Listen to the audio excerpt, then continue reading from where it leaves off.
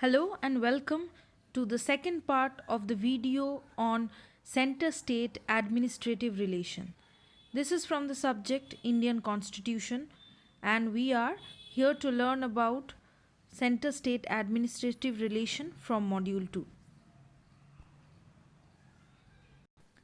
In the previous video on Indian Constitution, we have already discussed about the center-state legislative relation. Now, this is the second video which deals with the center-state administrative relation, and the next video will be on the legislative relation. So, Article 256 to 263 of Part 11 of the Constitution deals with administrative relation between the center and states.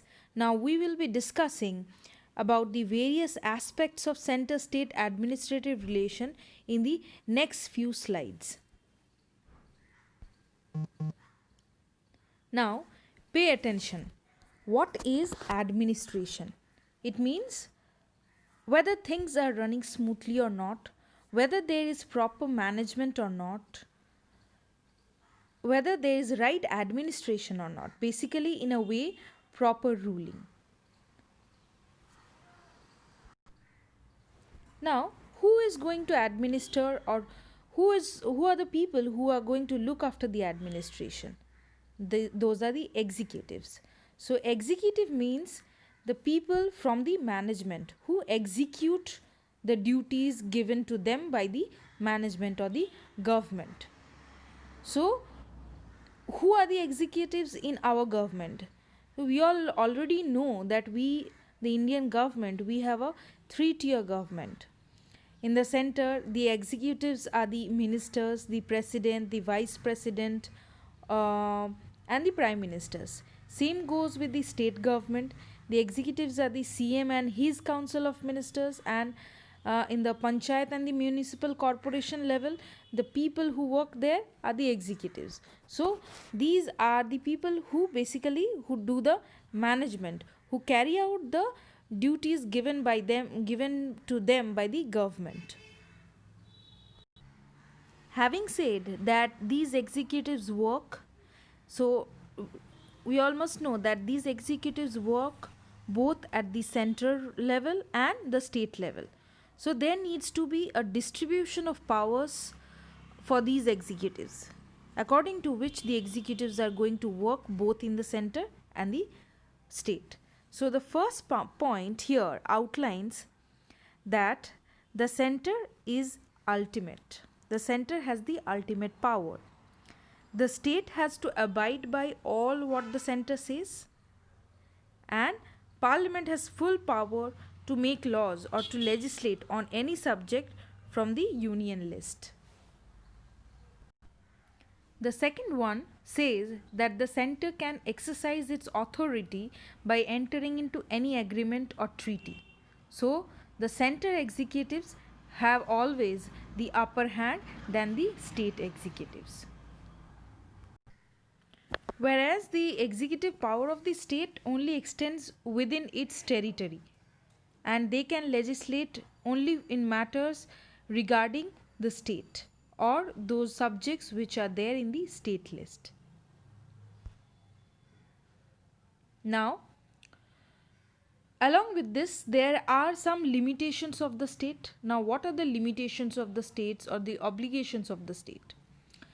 Two restrictions, as you all can see here, A and B. Two restrictions are there. Firstly, whatsoever laws are made by the parliament, the state has to follow that. The state always has to work in compliance with it. And secondly, the state executives have to understand that they are always under the center executives, and so they need to follow them.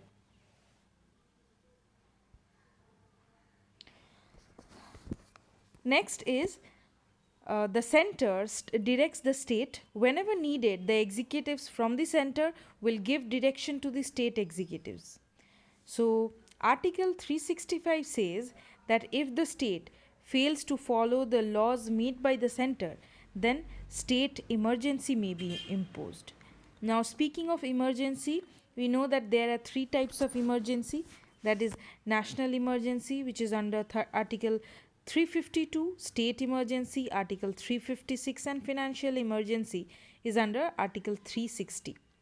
Up till now, uh, national emergency was imposed a fewer times. Yes, state emergency have been imposed many a times, but till now financial emergency haven't been imposed. After this, let's learn about the directives given to the state. As you all can see, the points given, the first one says communications and construction needs to be maintained by the state.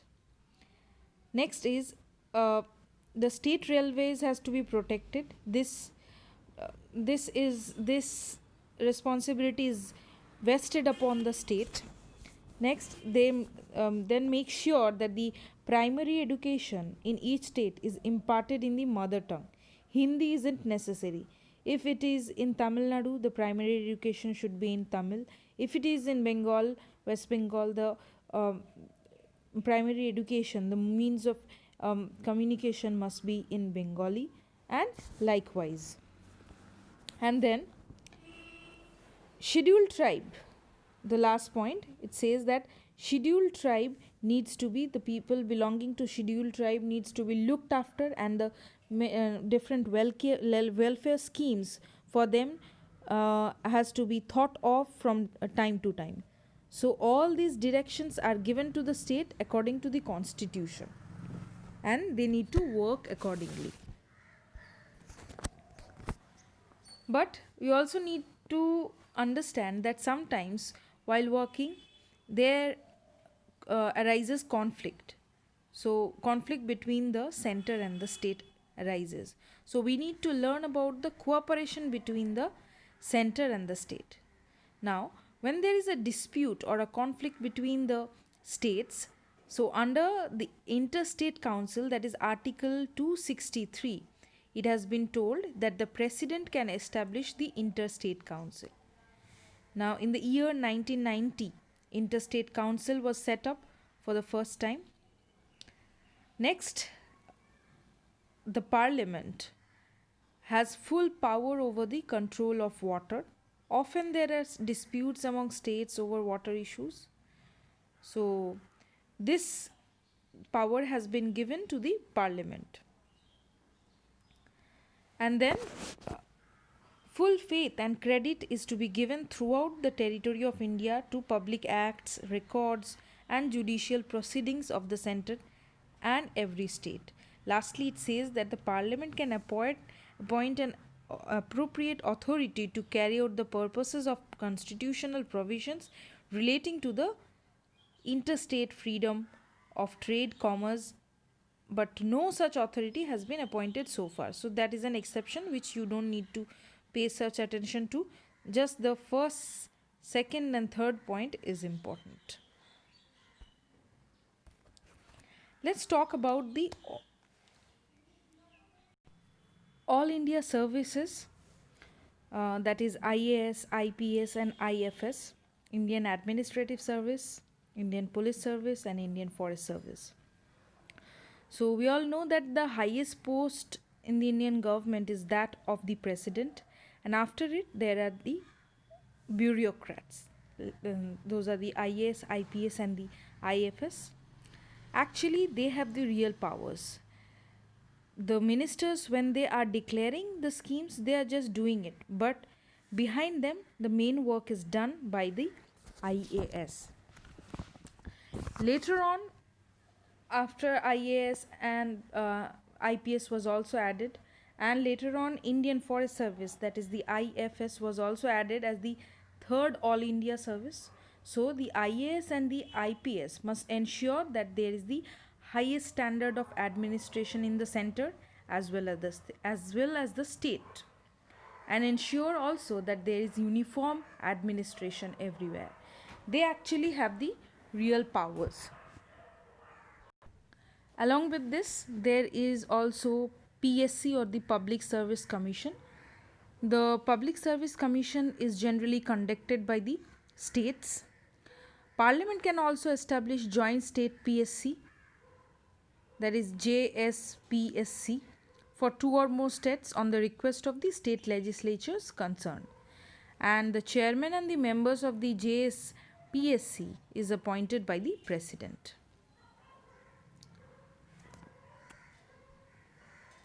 Next, we have the integrated judicial system.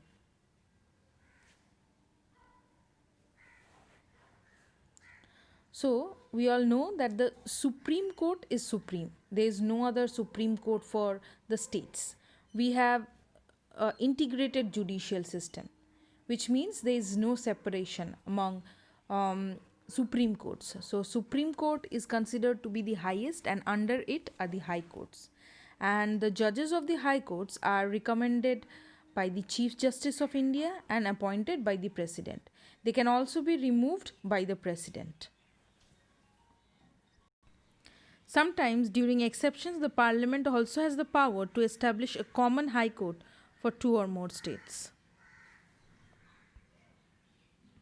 Now, during emergencies, the President, that is the centre, gets the ultimate power under Article 352, that is during national emergencies.